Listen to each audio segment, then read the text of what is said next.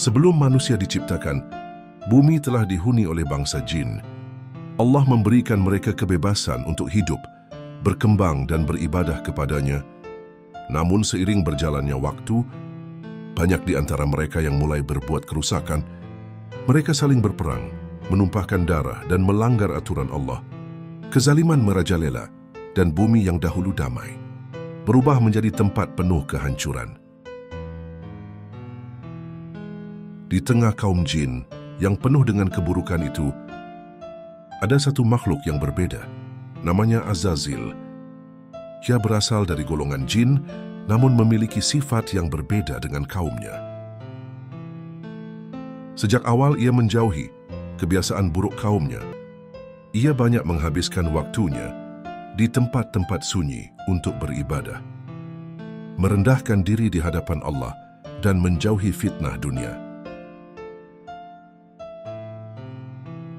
Karena ketaatan dan kesungguhannya dalam beribadah, Allah mengangkat Azazil ke langit.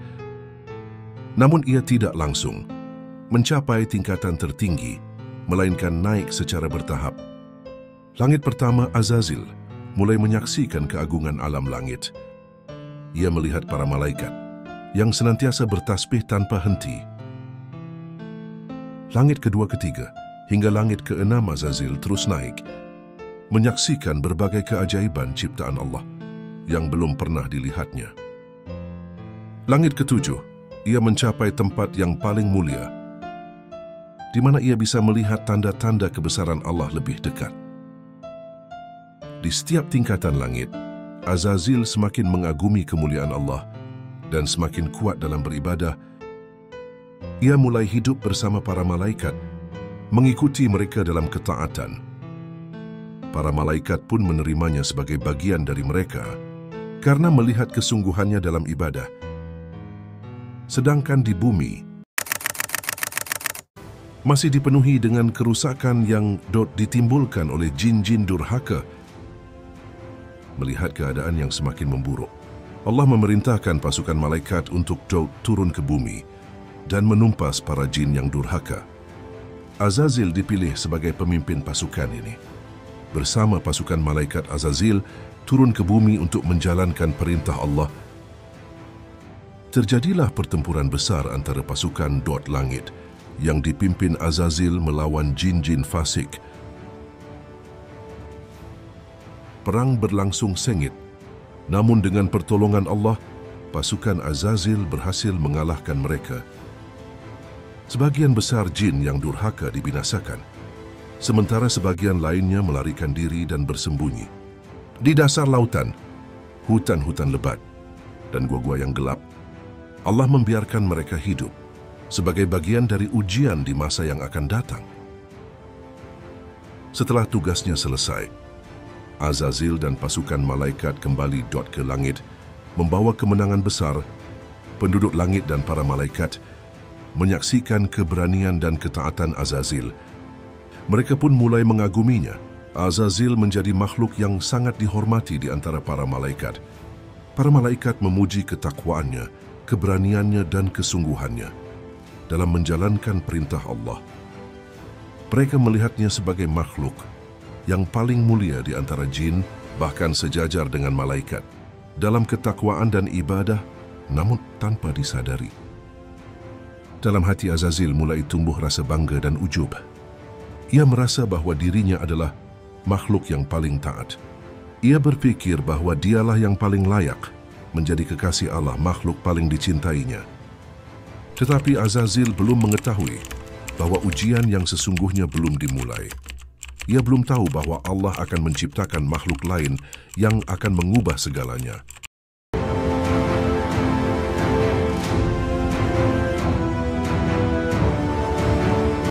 Azazil telah mencapai puncak kemuliaan, hidup di antara para malaikat, dipenuhi cahaya ibadah dan dipercaya oleh Allah. Namun keangkuhan yang tersembunyi di hatinya akan segera terungkap. Ujian yang sesungguhnya akan datang, ujian yang menentukan nasibnya untuk selamanya. Suatu hari Allah mengumumkan sesuatu yang belum pernah terjadi sebelumnya. akan diciptakan makhluk baru, yaitu manusia. Diciptakan dari tanah, berbeda dengan malaikat yang terbuat dari cahaya dan jin yang terbuat dari api. Sebagaimana firman Allah, "Dan ingatlah ketika Tuhanmu berfirman kepada para malaikat, sesungguhnya aku akan menciptakan manusia dari tanah liat kering yang berasal dari lumpur hitam yang diberi bentuk. Maka apabila aku telah menyempurnakannya dan telah meniupkan ke dalamnya ruh ciptaanku, maka tunduklah kamu kepadanya dengan bersujud." Al-Hijr 20:29. Azazil yang penuh tanya dan keraguan, yang telah lama mengabdi di langit, mulai merasa terusik. Mengapa makhluk dari tanah yang hina lebih layak dihormati dibanding dirinya yang telah beribadah tanpa henti? Adam telah diciptakan. Ia diberikan ilmu yang bahkan para malaikat tidak mengetahuinya. Allah lalu memerintahkan seluruh penghuni langit untuk sujud kepadanya.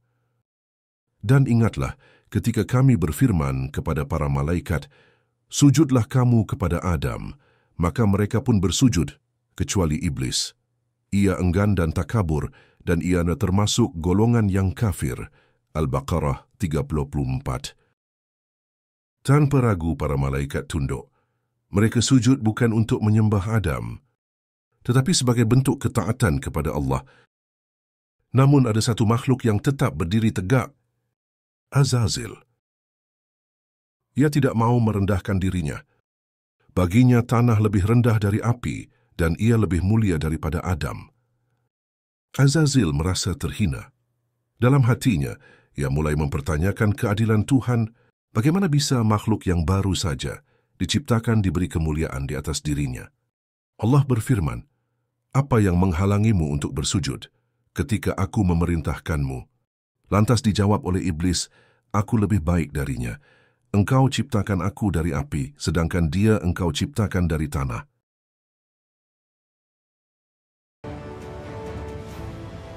Kesombongan telah membutakan Azazil, dan untuk itu Allah pun mengusirnya dari surga. Maka keluarlah darinya, surga, karena sesungguhnya kamu terkutuk, dan sesungguhnya kutukan itu tetap menimpamu sampai hari pembalasan. Al-Hijr 34:35. Azazil tidak menerima kekalahan begitu saja. Ia bersumpah untuk membalas dendam. Ia meminta kepada Allah agar diberi waktu sampai hari kiamat untuk menyesatkan manusia. Iblis berkata, "Berilah aku penangguhan waktu sampai hari mereka dibangkitkan." Allah berfirman, "Dan baiklah, maka sesungguhnya kamu termasuk yang diberi penangguhan."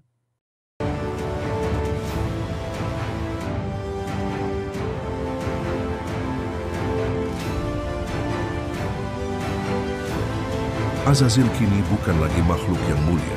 Ia bukan lagi pemimpin para malaikat. Ia kini dikenal dengan nama lain, Iblis, dan ia bersumpah untuk menyesatkan keturunan Adam sampai akhir zaman. Namun perjalanan ini belum berakhir. Iblis memiliki rencana ini, sebuah rencana yang akan membawa Adam dan Hawa keluar dari surga. Sebuah kisah yang akan menentukan nasib seluruh umat manusia. Bagaimana cara iblis menyesatkan manusia pertama? Apa yang akan terjadi selanjutnya? Saksikan kelanjutannya dalam kisah Adam dan Hawa di surga.